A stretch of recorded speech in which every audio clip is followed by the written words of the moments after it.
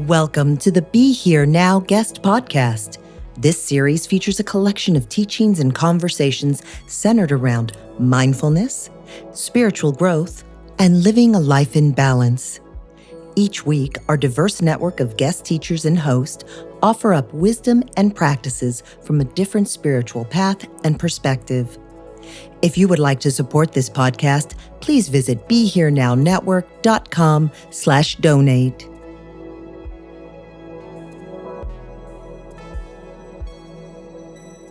One of the questions for people who are practicing mindfulness is, what are we supposed to be mindful of?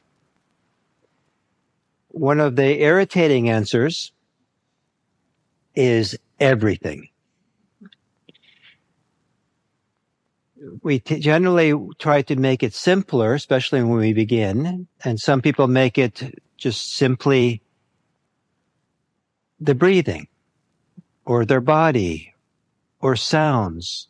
That's kind of like the default. So you don't have to be guessing where you're supposed to bring your attention, because in some ways it doesn't matter that much where you bring your attention. What matters is you're using it. And you can develop just as much clarity of mind and presence of mind on the rain sound as you can on your breathing, as you can on almost anything. And we tend to prioritize things a lot because we have preferences or aversions. And so we lob on to things, but this is important. This is what I have to do. And sometimes we give too much importance to our experiences.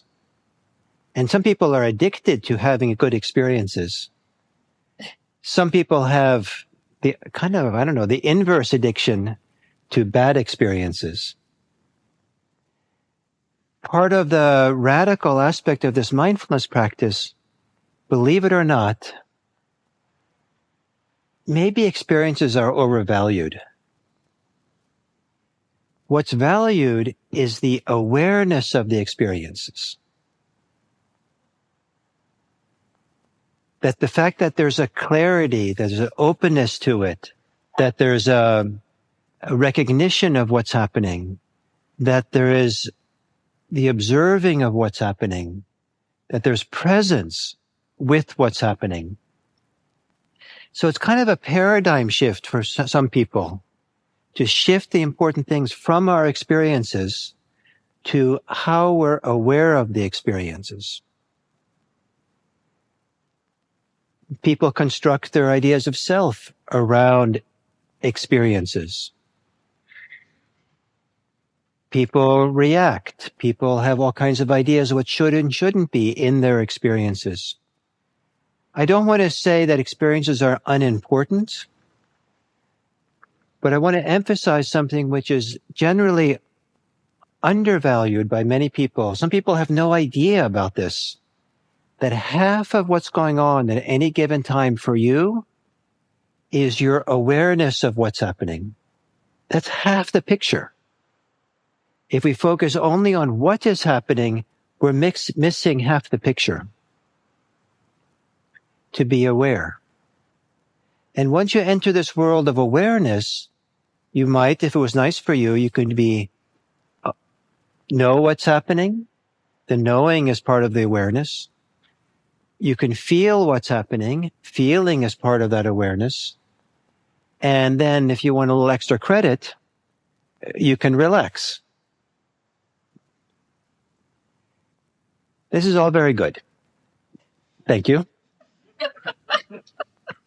But if you want to have something really special to include as part of this mindfulness, something you want to select out that's important, an experience that you want to really kind of prioritize, I recommend the experience of your mind getting fixated on something. It happens occasionally, maybe by accident. But when your mind gets fixated on a story, a thought, an emotion, physical sensations, something in your environment, Stop, know it, feel it, and relax. Remember that whatever you're fixated on is only half the picture. We give a lot of authority, consciously or unconsciously, to our fixations. If you notice that you keep going into the mind, into certain thoughts, certain feelings, certain emotions you feel are gravitational force to it, or the clinging to it, or the prioritization of it, or something, see if you can emphasize the other half of the picture, how you're aware of it. That might help break up the hegemony of these fixations, and it might also help you kind of be present for it in a wiser way. It's wise to know something, to feel it, and to find something you can relax around it. If you're fixated, there's probably a lot to soften, to loosen up, to lighten up, something. So if it should happen accidentally, once or twice during the sitting, that you have a little fixation, now you have something to do. And the more often you can catch this and be mindful of it, the simpler it becomes. And the easier it is to just let it recognize it and let it just pass through. And it's a skill we're developing through this practice over and over again. And what it means is that you don't have to quickly let go of something just because you can let go of it. It means it might be useful to wait with the letting go until you know it, feel it, relaxed around it. And then if it feels good to let go, you can if you want. But then your letting go is wiser. It's better informed. It is not a denial. It's not a dismissing. It's not a overlooking something just for the purpose of letting go. Wisdom becomes available. So with that,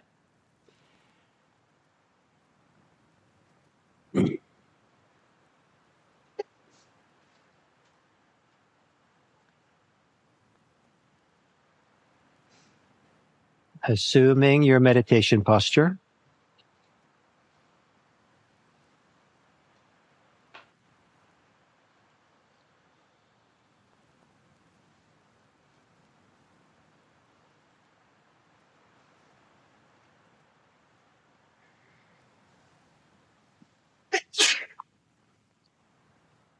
and closing your eyes,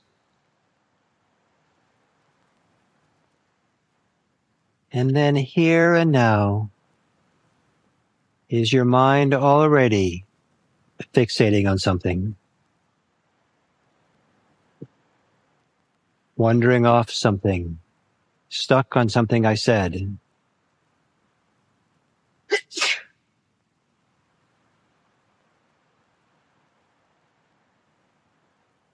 To know it, to feel it, and to relax.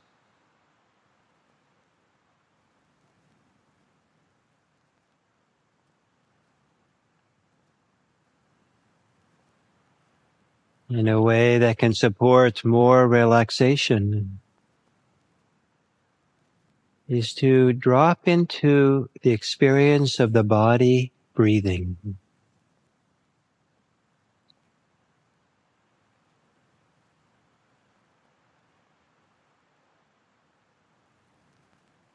And become aware of the rhythm of breathing.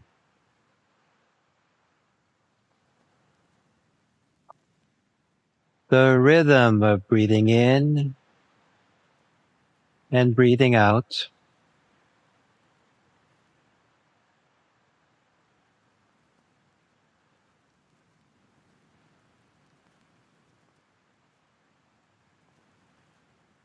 And if you're aware of the breathing in the torso, you might feel the global influence that breathing in has on the torso, the movement, the expansion.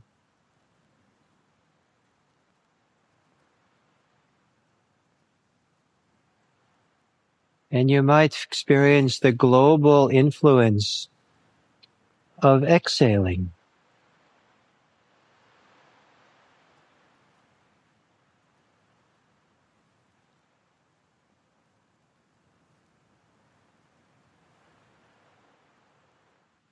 Maybe thinking of breathing as a massage from the inside.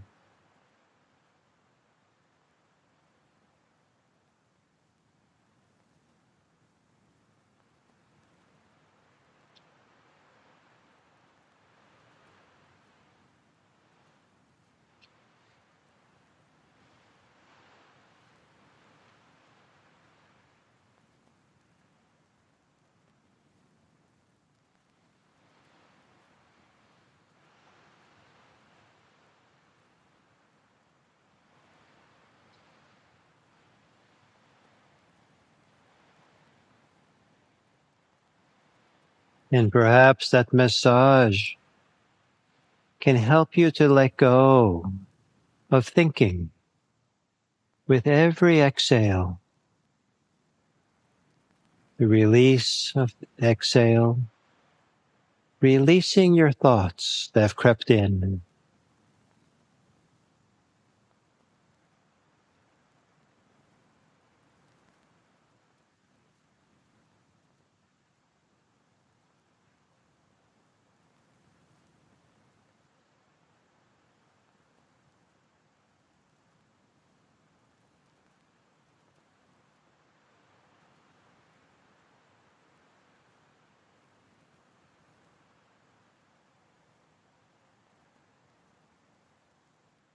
And if you find yourself fixated on anything,